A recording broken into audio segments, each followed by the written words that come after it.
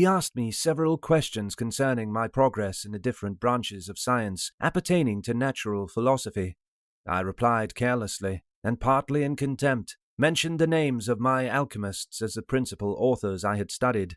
The professor stared. "Have you," he said, "really spent your time in studying such nonsense?"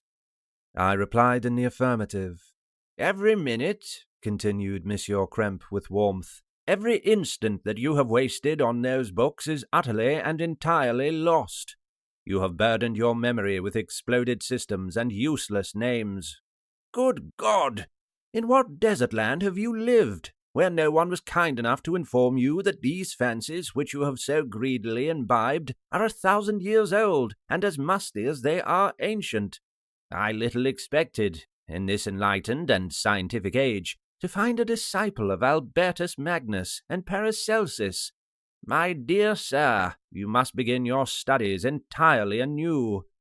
So saying, he stepped aside and wrote down a list of several books treating of natural philosophy, which he desired me to procure, and dismissed me after mentioning that in the beginning of the following week he intended to commence a course of lectures upon natural philosophy in its general relations, and that Monsieur Waldman, a fellow professor, would lecture upon chemistry the alternate days that he omitted. I returned home not disappointed, for I have said that I had long considered those authors useless whom the professor reprobated, but I returned not at all the more inclined to recur to these studies in any shape. Monsieur Krempe was a little squat man with a gruff voice and a repulsive countenance. The teacher, therefore, did not prepossess me in favor of his pursuits. In rather a too philosophical and connected a strain, perhaps, I have given an account of the conclusions I had come to concerning them in my early years. As a child, I had not been content with the results promised by the modern professors of natural science. With a confusion of ideas only to be accounted for by my extreme youth and my want of a guide on such matters, I had retrod the steps of knowledge along the paths of time, and exchanged the discoveries of recent inquirers for the dreams of forgotten alchemists. Besides, I had a contempt for the uses of modern natural philosophy. It was very different when the masters of the science sought immortality and power. Such views, although futile, were grand, but now the scene was changed. The ambition of the inquirer seemed to limit itself to the annihilation of those visions on which my interest in science was chiefly founded. I was required to exchange chimeras of boundless grandeur for realities of little worth. Such were my reflections during the first 2 or 3 days of my residence at Ingolstadt, which were chiefly spent in becoming acquainted with the localities and the principal residents in my new abode.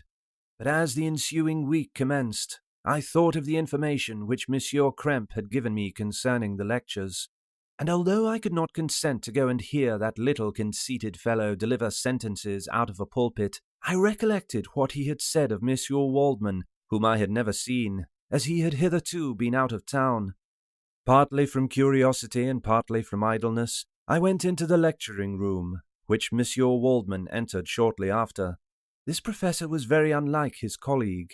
He appeared about 50 years of age, but with an aspect expressive of the greatest benevolence. A few grey hairs covered his temples, but those at the back of his head were nearly black. His person was short, but remarkably erect, and his voice the sweetest I had ever heard. He began his lecture by a recapitulation of the history of chemistry and the various improvements made by different men of learning, pronouncing with fervour the names of the most distinguished discoverers. He then took a cursory view of the present state of the science and explained many of its elementary terms. After having made a few preparatory experiments, he concluded with a panegyric upon modern chemistry, the terms of which I shall never forget. "The ancient teachers of this science," said he, "promised impossibilities and performed nothing.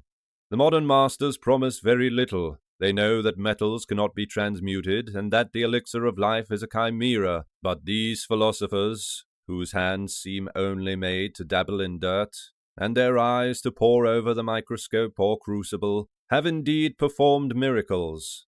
They penetrate into the recesses of nature and show how she works in her hiding places. They ascend into the heavens. They have discovered how the blood circulates, and the nature of the air we breathe.